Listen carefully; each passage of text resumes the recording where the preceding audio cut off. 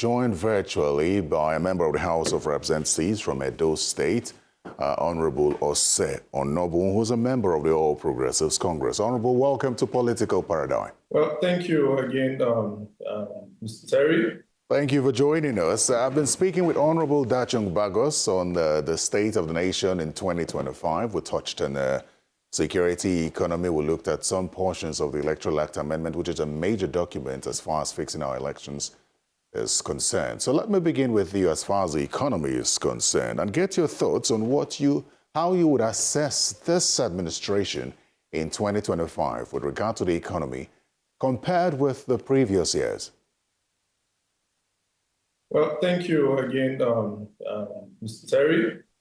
On the economy of their country, 2025 has been, a very challenging year, so to speak.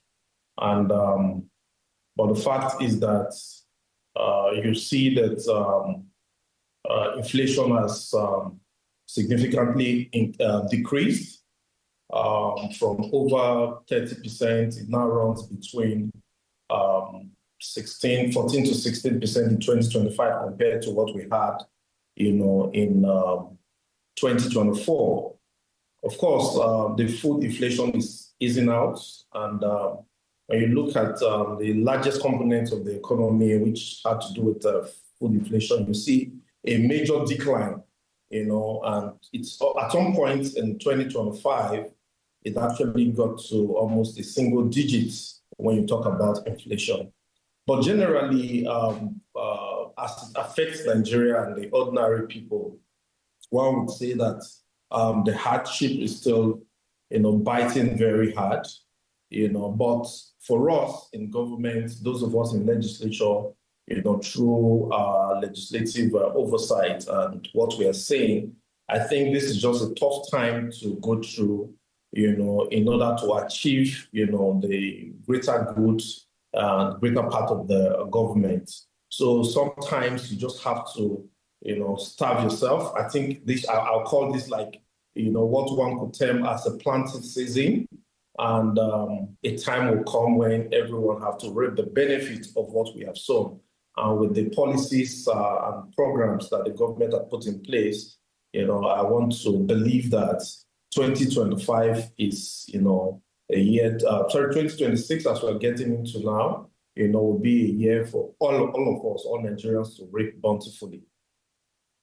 Your colleagues complain, you and your colleagues complain about the implementation of the 2024 and 2025 budget. But it would seem that you have some renewed confidence in the 2026 budget as presented by the president. Can you explain why you believe that the 2026 budget would do better than the 2025 and 2026 budget, 2024 and 2025 budget, and have a direct impact on the lives of Nigerians beyond the figures that we see? Okay, well, for 2024, the 2024 budget was actually implemented fully to the best of my knowledge, even though we had to kind of extend the 2024 appropriation into 2025. And just right now in 2025, we have just, also resolved to move 2025 to the first quarter of 2026. And Mr. President presented his budget on the on Friday, 19th, 2025. And if you followed his speech very well, he was very confident that, look, the worst days are over, and he doesn't want to run a concurrent budget anymore. So those issues that we inherited from the past administration in 2023, that snowballed into 2024 and pushed into 2025, he wants us to fully clear all of them. And he said, confidently, that all components of the budget for 2024, 2025, by March 31st, 2026, all would have been fully implemented and fully funded so that we can run a single budget for 2026. So on the strength of that, I can tell you authoritatively that we believe him and we see, the president who's concerned about the nation. He feels the pain of Nigerians, and he has given hope that 2026 will be a better year. So I believe that as we're entering 2026 in just a few days' time, 2020 is going to be, a year, that renewed hope that Mr. President had actually promised us, will come to bear.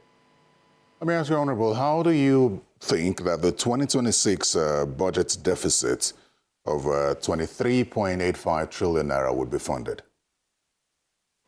Well, when you're making arrangements for appropriation, certainly you look at for areas where, we need to, get some more funding. So as for the deficit, don't forget that we had to go through the rigorous process of, the tax reform for 2025, and all of that is in place now. By God's grace, the implementation of that tax reform, where government also expects to now get more people, more Nigerians into the tax nets, and also be able to, achieve much of, those revenues that those leakages and block all other loopholes. Government will be able to realize, more funds. And for me, even though the government had actually, from at one point or the other, borrowed, some funds, whether domestic or other funds that are coming, but now the clear fact is that Nigeria is going to be getting more revenue from taxes, because once we're able to, block all those leakages and bring in, more Nigerians into the tax net, to sure increase the revenue of their country, and that will help significantly, to deal with those deficits. Honorable, as a representative of the people, I'm sure you're familiar that the reactions from the public suggest more that they are afraid that this taxation, this new tax regime that would commence next year, would be too much for them to handle. In fact, I've just got off a conversation with Honorable Dachung Bagos, who believes that this should be put on hold. And also, there are concerns raised by Honorable Abdul Samad Dasuki, which have not been concluded yet. You share the concerns of Nigerians that they will be taxed more. Do you also share the concerns of Honorable Bagos that this is not fair to Nigerians because of how resilient Nigerians were in 2025, and starting 2026 on such a terrible note, on such a painful note, would not be fair? Well, thank you so much. Like you said, we are representatives of the people, and this tax reform law that was brought to National Assembly was rigorously looked at. It was seriously scrutinized, and there were gray areas where we had concern, and those concerns have been addressed before passing the tax law. And thankfully, Mr. President has assented to that law. So most of these concerns that Nigerians talk about have actually been addressed in the course of passing this tax law. So I think the apprehension now basically is the fact that there is not too much awareness on who are to pay tax. So it's basically a situation where we have to, get the big guys, to pay more, which is really not much of a problem, because you're actually going to be taxed more on your transaction, which is basically your profit. So if you're making a lot of money, you should be able to also make some sacrifice to the government, because the government is actually, responsible to providing the enabling environment, for you in terms of security, in terms of roads and other basic amenities. So at this time, the government is stepping up, to take its own responsibility to say, look, there can't be government if we don't put something together, in the purse of government to, run the state, in this case, the federation. So for me, like I said earlier, it's going to be a painful beginning, but on the long run, Nigeria will be better for it. But if you look at developed nations, which we are trying to actually copy and emulate in this case, the tax percent that we have actually put in place now is not something close to what developed nations actually what applies in developed nations. So I think that instead of looking at what it will take from us, Rather, let us look at what benefits are we going to get from the fact that, we are paying this tax. So the question should be, what are those benefits that the people ought to get? Is it going to improve, our infrastructure in terms of roads? Is it going to improve our infrastructure in terms of electricity? Is it going to improve our infrastructure in terms of basic amenities, education, and what have you? I can give example with the issue of power. I was having a discussion with someone yesterday, and he told me that some part of Benin City have been suffering, some kind of epileptic power supply, and that there's this dedicated 33 kVA that they said has constant light. But when I asked for that question, I discovered that even though they pay 4 times more, but it's still far better than those people who run their generator on gas or diesel and what have you, because if you look at the wear and tear of those machines and compare to the rates that you are paying for the dedicated line, you see that it's still far, far cheaper. So on the long run, it is the benefits, from the government in terms of basic amenities, that we should be looking at. And I believe that Mr. President is committed, to making Nigeria a better place. Now, the more, perhaps the most talked about or debated issue on the floor of the House of Representatives and the Senate was the issue of security. And I'd like to get your thoughts on security in 2025, because I also know that even from Edo State, there were several motions drawing attention to the breakdown of security. So talk to us about 2025 with regard to security, how this administration has handled it. Recall that there were quite a number of kidnappings under this administration in the last year, and the concerns around release or payment of ransom and why people were not arrested. These bandits or kidnappers were not arrested. Okay, well, on the issue of security actually remains one of the dominant national concerns for 2025. A lot of motions, yes, were raised on the insecurity. The House, as National Assembly, we have engaged, the security agencies and the service chiefs, several on this occasion. And to be very honest, 2025, I would say was a very tough, year in terms of security in Nigeria. But something has significantly changed since the president appointed the Minister for Defense, General Christopher Musa. It looked like, he's beginning to, actually deal with these issues precisely. And for me, yes, we have to talk about those things that happened. We wouldn't want it to repeat itself again. It got to a point where some of us could not even leave, Abuja. And today you see that there's a decline, in those news that we used to hear, several kidnapping, banditry, terrorism, here and there. And with the Mr. President's declaration to get all the police to get back to their various stations and, to be deployed back, to their localities, I think that has also helped to reduce, the issues of insecurity. The last time I was traveling to Edo State, I had to spend several hours at the airport because the traffic was so high.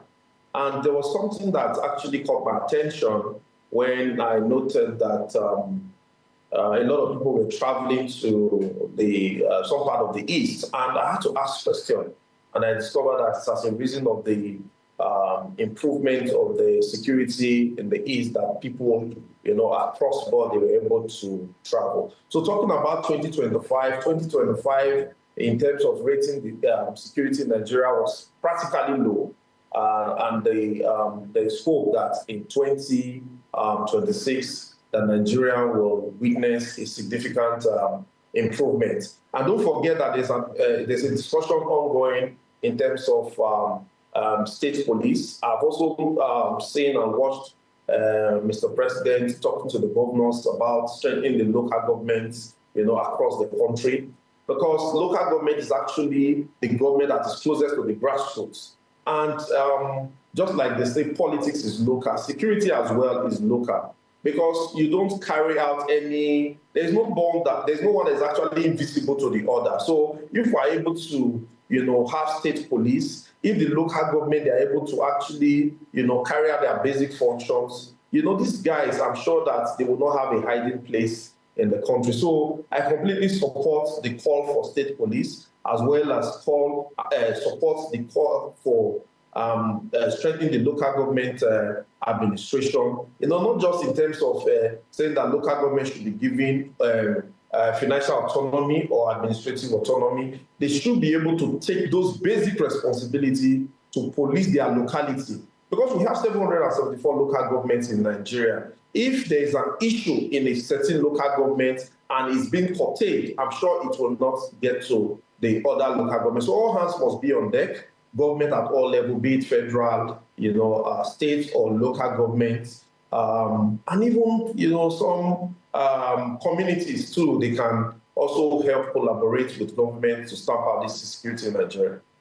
Honorable, politics, let's talk about politics. Now, what do you make about the polity? It was a year of defections. You were also one of those who joined the APC from the PDP in 2025.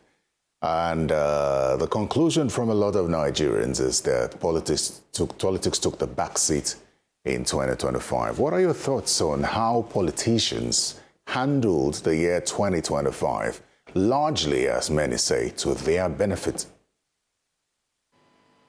Well, you see, for me, politics is about ideology. And we all join political movements. In my own case, I was elected to the National Assembly under the platform of PDP. We had very beautiful intentions, coming to National Assembly, coming to speak on behalf of Nigerians, coming here to see how we can put the government in power on tools to do the needful and making Nigeria a better place. Fortunately and unfortunately, it turned out that Mr. President, who happened to be a legislator, he's a senator, he's been in the National Assembly, he's been governor for 8 years in Lagos State, and he's had the privilege and opportunity to manage, politics in terms of political party on the national platform. He's now our president. And by the time we got to National Assembly, I began to see, his the way he's putting the country together. Look at how he was able to manage the issues that would have degenerated in River State. There are several areas where there would have been serious political crisis. He was able to actually help to manage this crisis in Nigeria. And unfortunately, the opposition that is supposed to have actually, try to constructively criticize the government. They happen to be engaged in internal political crisis and wrangling.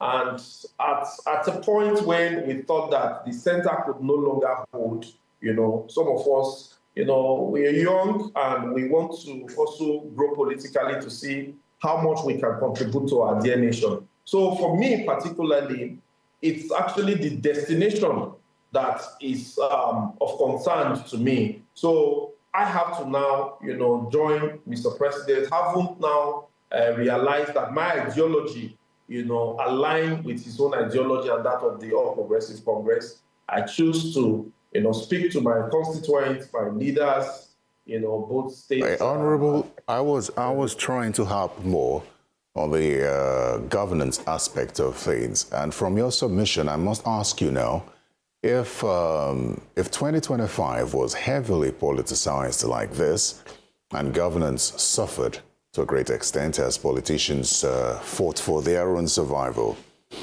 what do you think or what do you expect in 2026, which is a political year? Should Nigerians be worried about more politics than policies and governance? Well, for me, I beg to disagree because for me, His Excellency President Bola Ahmed Tinubu, he's always been focused on governance and bringing forth policies and programs for our dear nation. But some, political players, from all opposition parties decide to, have their own internal issues. And ordinarily, that would have been a major distraction to the country. So what you see is not, more of plain politics on the part of government, but rather the whole defection thing, because there was really nothing to hold on to in the opposition. But for the All Progressive Congress, I just told you now that there are several reforms that have been carried out, in 2025. One of those is the tax reform, which is now going to take effect in 2026. So all that we've been through in 2024 and 2025 is actually the effect of what we'll see in 2026. Yes, some parts, maybe the last quarter of 2026, and maybe the second and third quarter, maybe some kind of politics reasons, because the electoral guidelines stipulate that there will be party primaries, congresses, and what have you. But that does not stop governance at all. And the Mr. President that I see is someone that is very focused, and he knows when to play politics and also when to give attention to governance, which is what is happening now. All right, just before we go, let me ask you a quick question. I hope you can answer in a minute or two. The Electoral Act Amendment Bill has come and gone in the House of Representatives, I dare say that, except something else resurfaces.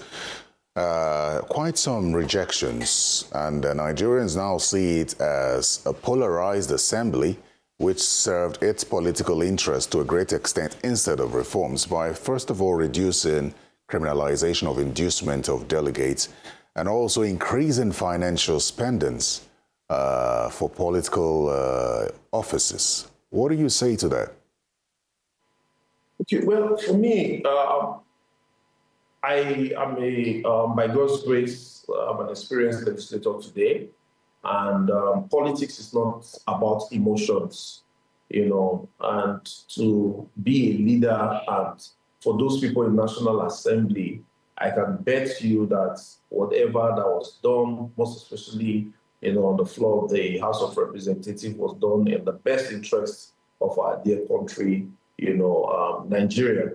For some of us who are there today, we may not, necessarily be there for too long, and whatever law that we make today, we know and recognize the fact that, this law, will be binding on all of us. So I don't want to believe that it was done in our own selfish interest, but in the interest, of Nigerians. I talk about the issue of raising the finances for campaigns and all of that. You see that over time, there's this kind of guide as to how campaigns need to be carried out, funding, and what have you. But the question is, even though these are spelled out in our laws and our guidelines, is it really practicable? So what has happened now is that we should be guided by our rules, and that is what we have tried to do. I wish we had more time, Honorable, but sadly we're out of time.